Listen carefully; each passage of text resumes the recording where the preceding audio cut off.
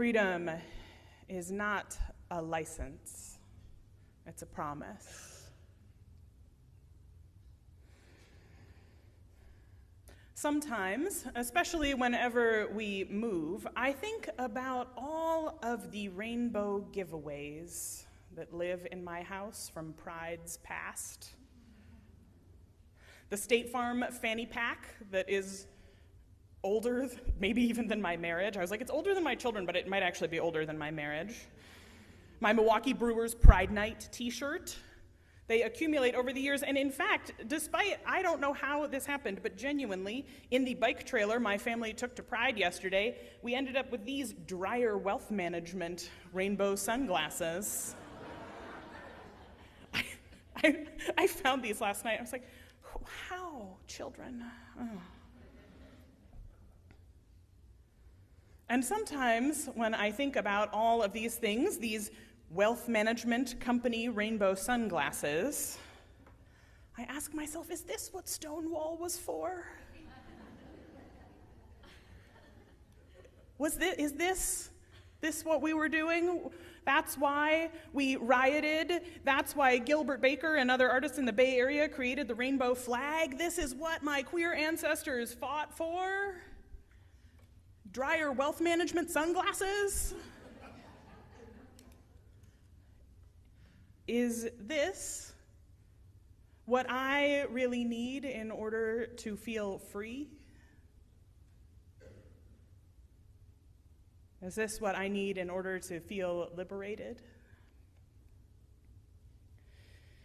Freedom is not a license, it's a promise. A promise to ourselves and to everyone else, too.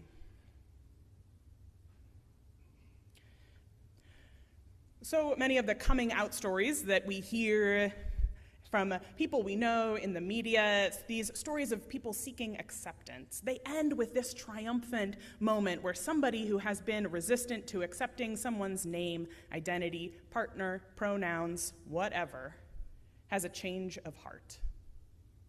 You know the ones, where even though we're meant to be learning about someone's coming out, somehow the one who gets to grow and change and be complicated is the straight person who has to learn how to accept them.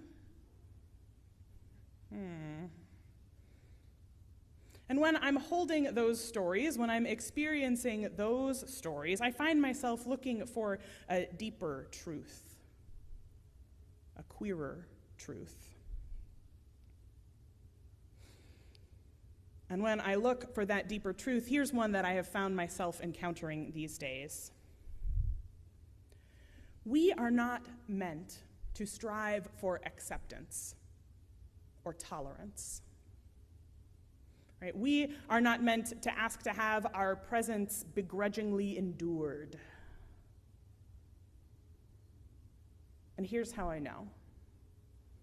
Because if that begrudging tolerance is what we set as the goal for ourselves, then we will assume that other people also need to meet that standard. That other people will also need to prove their worth by striving to become tolerable to the lowest common denominator. And I have to admit that living in these times,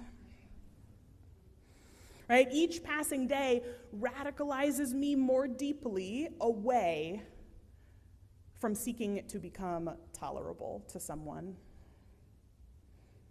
Because what the years since 2015, since the Obergefell marriage equality decision, have shown us is that tolerance is tentative. Tolerance is revocable. Right? In fact, since 2022, there's been a decrease not only in support for same-sex marriage, but in the perceived morality of same-sex relationships.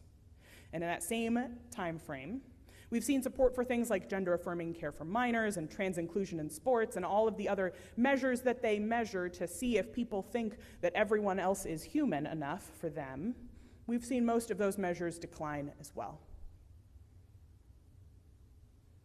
So while my right to legal marriage has been preserved, which, to be clear, grateful, The larger network of legal rights that protect those of us whose lives and whose genders are outside the dominant social framework, right, that net of rights has been purposefully eroded, and support for it has been purposefully eroded. And there are those, even within I will not say the queer community, because I'm going to be real, it's mostly the gay and lesbian community, who think that the reason we have seen this pushback is that we've asked for too much. We've been too loud, too absurd, too obscene, didn't try hard enough to fit in.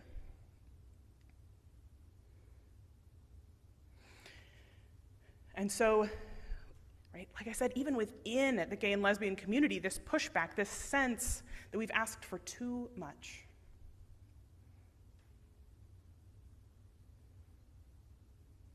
But as a universalist, and that is the frame that I bring to the work of queer liberation, I know that we are meant to experience and embrace a love, a freedom that makes it impossible to accept anything less than liberation for ourselves and for everyone else too.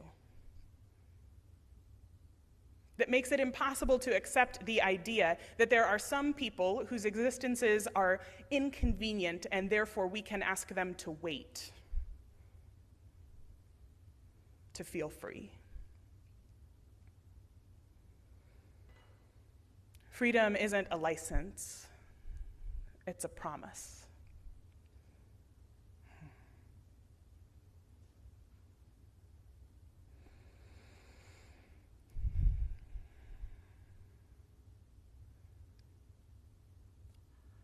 But here's a funny thing. All of the atoms that make us up here and now have always been here. All of the atoms that made up your ancestors and their ancestors, and all the way back to whatever cursed fish brought us out of the ocean and onto land. Sometimes I think about that fish when the world is bringing despair into my heart. I'm like, did that fish have the right idea? I don't know. Right, all the way back to before this planet even existed, all the way back to the beginning of the many beginnings, these atoms, or at least the things that would become these atoms, were there. We were there. You, me, this chair, your problematic uncle, the peonies out in the garden, they were all there. Just without very much space in between, packed tightly as hydrogen and helium. It's amazing sometimes to think that the building blocks of our lives were present there. Though really the true building blocks of our lives, oxygen and carbon, things like that, didn't form until hundreds of millions of years later. These building blocks of life were both there at the Big Bang, but they weren't really there in their current form. They didn't form, like I said, until hundreds of millions of years later when some fusion took place in the cores of dying stars.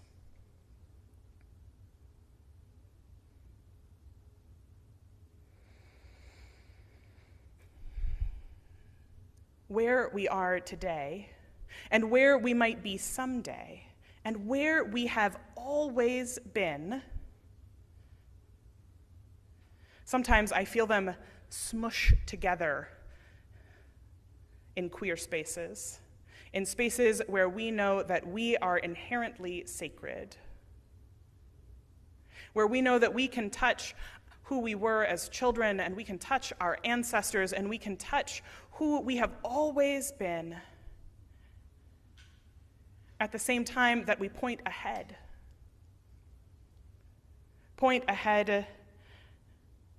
to the future we have not yet seen.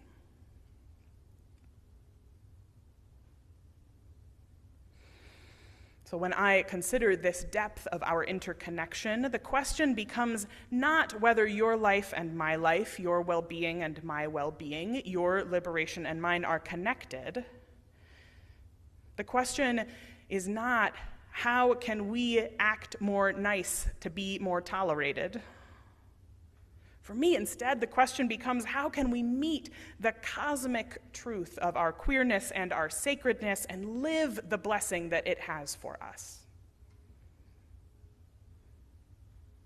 That it's not a license, but a promise. As Dr. Jen M. Jackson recently wrote on her Substack, I think about it this way: what's the point of being queer if your dream is to reproduce the institutions and models that harm us? Really? What's the point if the big dream you have is rainbow dryer wealth management sunglasses? Or maybe this way, when Dr. Jackson summarizes some of the work of queer theorist and academic Kathy J. Cohen. Queerness is bigger than who we sleep with. It is who we are when we get up. Queerness is inherently about reconfiguring gender and how we experience it. It is about non-normative family building that doesn't require marriage or sex.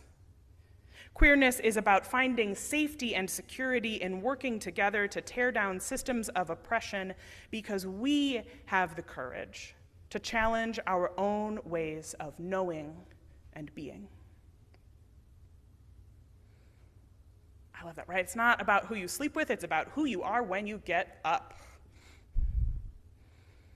Because I think my experience of queerness, and I think the experience of many queer people, is that the things that outsiders are the most often curious about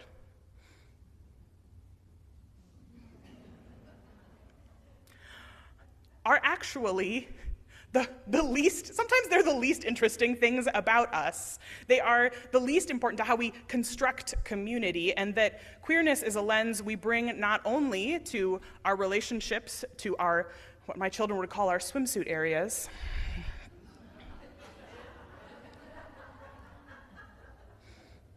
right, which is always, man, people are so curious.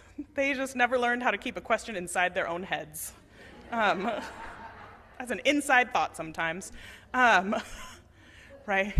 Or how we configure our romantic or sexual relationships. People are very, very curious about those things, but my experience of queer community is that we wish people would be more curious about how we are building communities and networks of care that transcend the normative model of family. That's what we'd really like you to ask us about.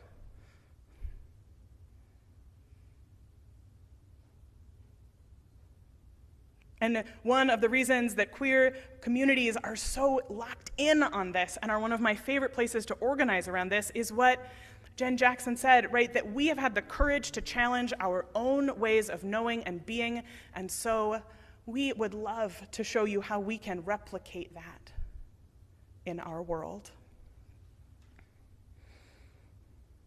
And so while my children will surely keep acquiring free rainbow giveaways at Pride this year, every year, for the rest of eternity, it feels like,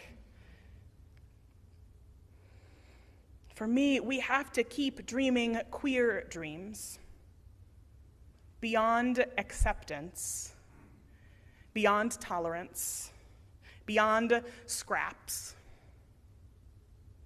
We have to keep the fusion going inside the core of the star, right? To know that someday elements we haven't even conceived of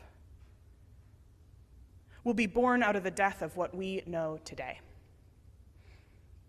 And that this cycle of transformation and rebirth persists through our lives, through our love, through our bodies.